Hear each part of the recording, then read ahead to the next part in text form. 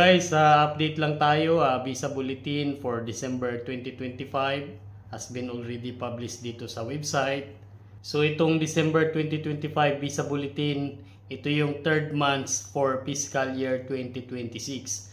And the good news is, so congratulations dun sa mga priority date na nag-move na. So pag-uusapan natin dito guys, yung AB3 employment-based preference, including na rin yung other workers preference, at the same time yung final action date ng family-sponsored preference. So we're just covering both employment-based preference at saka yung family-sponsored preference dito sa update natin ng Visa Bulletin for fiscal year 2026, Visa Bulletin for December 2025. So bali, good news nga dun sa mga priority date ng AB3, final action date ng rest of the world, Mexico at saka yung Philippines. So kahit papano ay nag-move forward na itong final action date or yung priority date from April 1, 2023.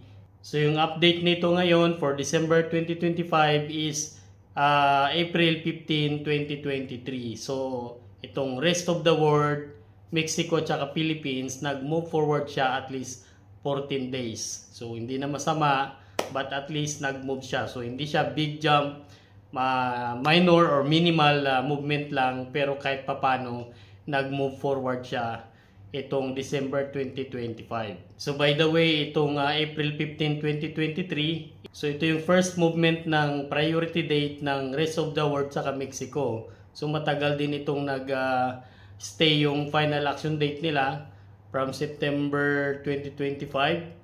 So ito nga yung first movement nila itong December 2025, which is nag-move nga siya ng 14 days. While the Philippines ay label pa rin siya, hopefully hindi na tayo may iwan dito sa final action date nitong rest of the world saka Mexico. While dito naman sa China at saka sa India, so yung final action date nila or yung priority date nila ay nag-move forward din at least 1 month. So dito nga sa China, from March 1 naging April 1, 2021 na. At the same time dito sa India, from August 22, 2013, ngayon ay September 22, 2013. So malayo-layo pa naman sila, pero at least magandang indication yan na nag-move na rin yung kanilang priority date. So sama na rin natin yung update ng other workers dito sa employment-based preference. So dito sa Philippine chargeability, so nag-move forward din siya. So at least 15 days from July 15, 2021, ngayon ay naging August 1, 2021 na. So kahit papano, other workers for Philippine chargeability, nag-move forward na rin siya. While rest of the world saka Mexico, so parehas lang siya ng final action date or priority date movement dito sa other workers. Ang recent nga nila ngayon, August 1, 2021. So medyo iwan din dito yung China at saka India dito sa other workers employment-based preference. And lastly, ito naman yung update natin, final action date for family-sponsored preference. So, ito yung pang December 2025 final action date from F1 to F4.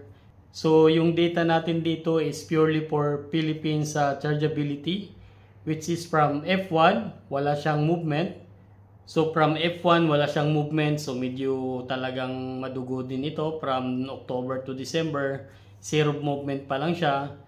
F2A, wala din siyang movement until December 2025. F2B, wala rin siyang movement. Then dito sa F3, nag-move siya at least more than 1 month.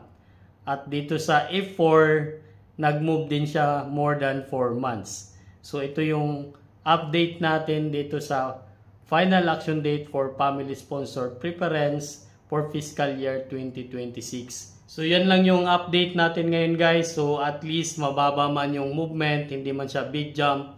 At least meron pa rin tayong indication na nag-move forward. Especially nga itong rest of the world, talagang matagal na itong hindi nag-move. Ito yung first time na nag-move nila this December 2025.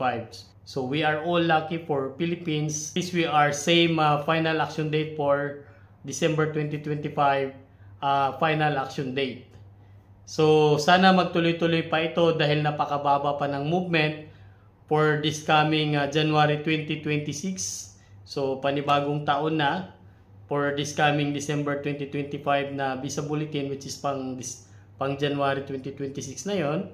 So hopefully meron pa rin tayong good news na marireceive dito dahil dito sa trend na nakikita natin ay napakababa pa ng movement or napakaliit pa ng binigay, which is panibagong fiscal year nga itong 2026. First movement pa lang ito ng fiscal year 2026.